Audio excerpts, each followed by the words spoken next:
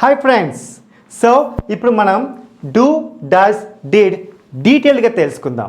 Friends, ప్రెజెంట్లో do does వాడతాం, did మనం పాస్ట్లో వాడతాం. ప్లస్ డిడ్ పక్కన ఎప్పుడు V1 రావాలి, అప్పుడే V2 అవుతుంది.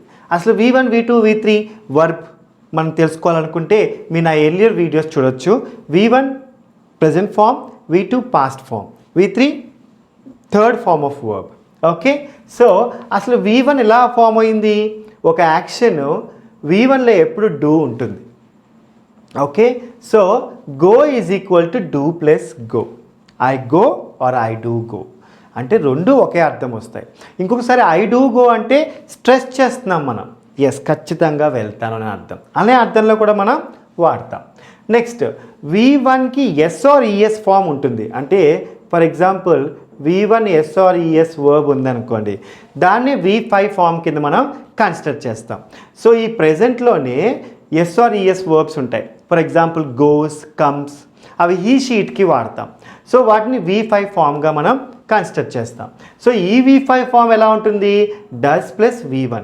మళ్ళీ డస్ పక్కన మళ్ళీ V1 ఎస్ ఆర్ ఈఎస్ రాకూడదు. For example goes is equal to does plus go, కానీ డస్ ప్లస్ గోస్ అవ్వదు. అందుకే హీ షీట్కి గో అనం, హీ షీట్కి గోస్ అంటాం. నెగిటివ్గా వస్తే ఏమవుతుంది? He does go positive sentence, he doesn't go negative sentence, అంటే డస్ నాట్ గో అనే అర్థం. You understood friends? Yeah. Next did ఎప్పుడు యూజ్ చేస్తున్నాము? పాస్ట్. డిడ్ ఎప్పుడు పాస్ట్లో వాడతాము. ఇది ఎప్పుడు వాడతాము? ప్రెజెంట్లో వాడతాం. Okay friends? Yeah. So V2 is equal to did plus V1. Vent is equal to did plus go. ఎప్పుడు గుర్తుపెట్టుకోవాలి? డిడ్ పక్కన V1 రావాలి. అండ్ ఒకవేళ డిడ్ పక్కన మీరు వెంట్ పెడితే మళ్ళీ డిడ్ ప్లస్ గో, కాబట్టి two did forms or two past forms ఒకే దగ్గర మీట్ అవ్వకూడదు గ్రామర్ రూల్ ప్రకారంగా. సో ఫ్రెండ్స్, ఒకసారి మళ్ళీ చూద్దాం. డూ ప్రెజెంట్లో వాడతాము IVUదే సబ్జెక్ట్ ఉన్నప్పుడు, డస్ ప్రెజెంట్లో వాడతాం హీ షీట్ సబ్జెక్ట్ ఉన్నప్పుడు. Okay, plus verb forms V1 is equal to do plus V1, V5 is equal to does plus V1.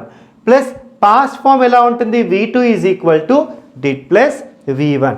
అంటే V2 వెంట్ అయినప్పుడు ఎలా వచ్చింది మనకి? గో డిడ్ అయితే వెంట్ వచ్చింది అనమాట. సో నెగిటివ్ ఎలా ఉంటుంది? Did not go.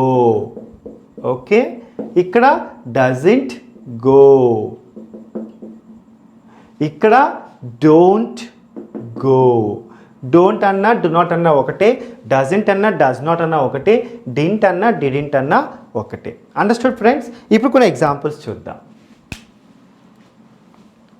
Do you go to class now? ప్రెజెంట్లో అడుగుతున్నాను, IVUది. ఎస్ ఐ గో పాజిటివ్ అయినప్పుడు. మరి నెగిటివ్ అయినప్పుడు no I don't. Next does he go? Yes he does go or he goes. Everything is okay. No, he doesn't go or he not goes. Okay. Did he go? Yes, he went. No, he didn't go. Okay. We'll see one more example. For example, if I take the verb come. Yes, I come to class. Do you come to class? Yes, I come to class. No, I don't. Let's take again here. Does he come? Yes, he comes. No, he doesn't. సింపుల్గా చెప్పుకోవచ్చు. ఇక్కడ did he come? Yes he came. No he didn't come. Got it friends? So ఇది సింపుల్గా మనకి డీటెయిల్గా do does did గురించి. ఒకసారి మళ్ళీ చూద్దాం. డూ డస్ ప్రెజెంట్లో వాడతాం, డిడ్ పాస్ట్లో వాడతాం. V1 is equal to do plus V1, V5 or V1 S or ES form is equal to does plus V1, V2 is equal to did plus V1. So negative form would be don't go, doesn't go, didn't go. IVU they అవుతే V1, he sheet అవుతే V5 ప్రెజెంట్లో. పాస్ట్లో అన్నిటికీ సేమ్గా వాడతాం V2. Question positive question అయితే positive answer, negative question అయితే negative answer. Try examples.